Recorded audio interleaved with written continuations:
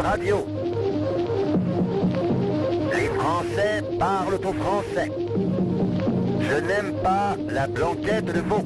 Je n'aime pas la blanquette de veau. Sud Radio Berkov dans tous ses états. Décidément, faut-il toujours retourner aux USA pour qu'on ait des contre-pouvoirs.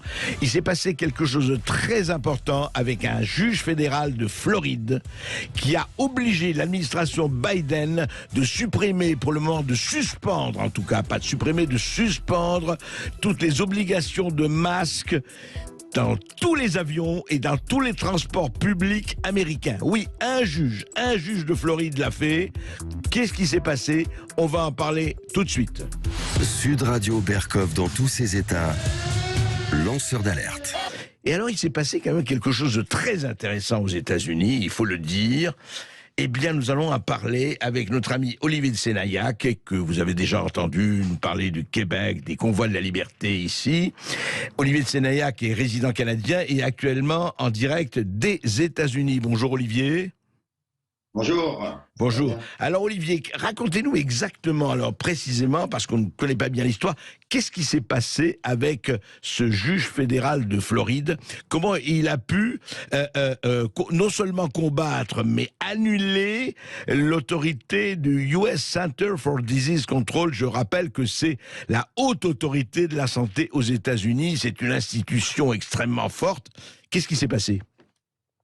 En fait, il y a une poursuite qui avait été déposée en 2021, Ouais. je crois que c'est en juillet 2021, par une association et par certains passagers, et contre le port du masque dans les transports. Et la décision de la juge, Catherine Kimball, qui est une jeune juge de 35 ans, qui a été nommée à l'époque par Donald Trump, et qui a été confirmée par le Sénat américain en 2020, a rendu sa décision lundi pour la suppression des masques dans tous les transports publics aux États-Unis, ce qui veut dire dans les aéroports, les avions, les transports comme Uber, Lyft, etc., les taxis, enfin tout ce qui est transport. Tout transport. Le transport. Ouais, il n'y a plus de port de masque aux États-Unis. La décision était immédiate. Ce que je vais expliquer, c'est que c'est la décision, c'est le jugement qui est très important parce qu'il y a 59 pages de rendu du jugement. Oui. Dans les faits, aux États-Unis, il faut savoir que les masques devaient être retirés dans les transports depuis le 15 avril.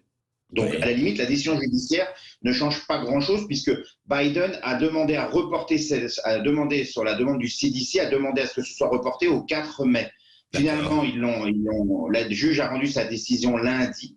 Oui. Mais ce qui est très intéressant dans la lecture des 59 pages, et ça c'est vraiment très, très, très important pour l'Europe, pour les États-Unis, pour le Canada, pour tout le monde, la juge dit que le CDC s'est approprié un pouvoir qu'il n'avait pas. Il ne pouvait en aucun cas prendre cette décision il y a 1 an et demi d'imposer ça, car ce n'est pas une législature. Ils n'ont aucun pouvoir d'imposer une loi. Seul le gouvernement fédéral pouvait le faire. Bon, donc ça, c'est important parce que ça... C'est-à-dire que la juge, ce qu'elle dit, c'est que selon la juridiction américaine, le Center of Disease Control, la haute autorité de santé américaine, n'avait pas le droit de légiférer, enfin de décider là-dessus, quoi. C'est ça? Non, ils avaient le droit. En fait, le CDC a un pouvoir de conseil, mais ils n'ont pas un pouvoir de décision. Seul le gouvernement pouvait le faire. Donc ça, c'est important parce que d'abord, ça va poser beaucoup de problèmes. Je pense que les avocats aux États-Unis vont se régaler, puisque vous savez tous qu'aux États-Unis, on a tous vu ces images de bagarres entre passagers dans les avions, de bagarres avec les personnels navigants, sans parler des amendes, des gens emprisonnés, etc.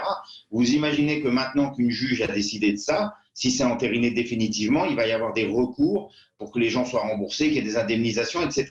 Mais ça ouvre la porte à d'autres décisions prises par le CDC qui ont été contre le peuple américain. Maintenant, André, vous parliez de la justice et de la liberté. C'est clair qu'aux États-Unis, il y a une énorme différence avec le reste du monde. Énormément de décisions judiciaires sont favorables au peuple, contrairement à ce qui s'est passé au Canada ou ce qui se passe même en France. Les tribunaux donnent raison sur énormément, comme les mandats de vaccination qui ont été bloqués par la Cour aux États-Unis, comme énormément le recours, par exemple, des personnels navigants dans la compagnie United Airlines, qui devait avoir l'imposition du vaccin. Finalement, ça a été annulé par la Cour. Donc, vous vous rendez compte qu'aux États-Unis, il y a une vraie machine judiciaire. Un vrai contre-pouvoir, quoi. Un vrai contre-pouvoir. Un véritable contre-pouvoir. Alors, le dernier rebondissement que vous avez peut-être pas eu, c'est qu'il y a eu une conférence de presse à la Maison-Blanche le jour de la décision. Le gouvernement, par l'intermédiaire de Jen Psaki, a dit qu'il prenait acte de la décision et que si le CDC demandait au ministère de la Justice de faire appel, il suivrait la recommandation. Et évidemment, c'est tombé hier soir à 20h. Le CDC fait une demande auprès du département de la justice américaine de faire appel de la décision. D'accord. Donc ils vont faire appel donc de la décision. Mais est-ce que oui, mais ce n'est pas suspensif. C'est-à-dire qu'aujourd'hui, vous continuez à ne pas porter de masque. C'est pas suspensif puisque la décision est une injonction, donc applicable immédiatement. Et d'ailleurs, quand la décision est tombée lundi matin à 10h30 du matin, dès midi, toutes les compagnies aériennes américaines ont immédiatement levé les mesures. D'ailleurs, il y a des vidéos très amusantes sur le web où tu entends et tu vois les hôtesses ou les commandants de bord qui disent aux gens « vous n'avez plus de masque », tous les gens applaudissent dans les avions. C'est assez drôle, j'avoue que les vidéos sont assez drôles. Ah oui, j'imagine que ça a dû provoquer un certain... Et c'est valable sur tout le territoire des États-Unis, ça. C'est valable à l'intérieur des États-Unis, c'est valable aussi sur les compagnies américaines qui se rendent dans des pays qui n'imposent pas le masque obligatoire. Par exemple, je vais vous donner l'exemple entre le Canada et les États-Unis, qui sont les deux pays les plus proches. C'est assez comique de savoir que les compagnies américaines se rendant au Canada n'a pas besoin de masque dans l'avion. Par contre, une compagnie canadienne qui vient aux États-Unis, le masque reste obligatoire. Oui. C'est intéressant comme paradoxe. Le virus choisit, en fait, en gros. C'est très intéressant, ça. Olivier de Sénaillac, en même temps, est-ce que tout cela va vers... le combat va donc continuer, comme on dit, mais vous dites que en fait, le 15 mai, l'administration Biden avait décidé de lever, en tout cas, le port du masque. Pour le 15 mai. En fait, c'était prévu le 15 avril, la levée du port du masque dans les transports, et ça a été reporté au 4 mai par rapport au sous-variant BA2.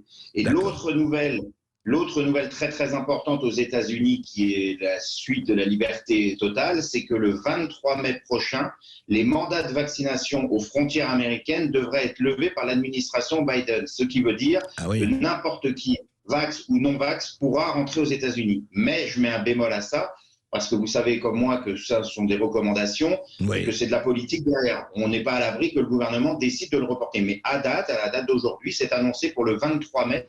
La levée des mandats de vaccination. On n'aurait plus besoin de QR code pour ceux qui veulent se rendre pour des motifs divers et variés aux États-Unis. C'est ça le. Non, on reviendrait à l'avant-mars 2020. À l'avant-mars 2020. D'ailleurs, c'est intéressant, André, de remarquer que les États-Unis étaient le premier pays qui ont fermé les frontières par l'intermédiaire de Donald Trump, qui ont mis des mesures assez strictes sur la pandémie. Et nous sommes les premiers aux États-Unis à lever toutes les mesures. Il resterait, on me l'a fait remarquer hier, il resterait une mesure. Si vraiment les mandats de vaccination sont levés le 23 mai, il ne resterait qu'une seule mesure liberticide.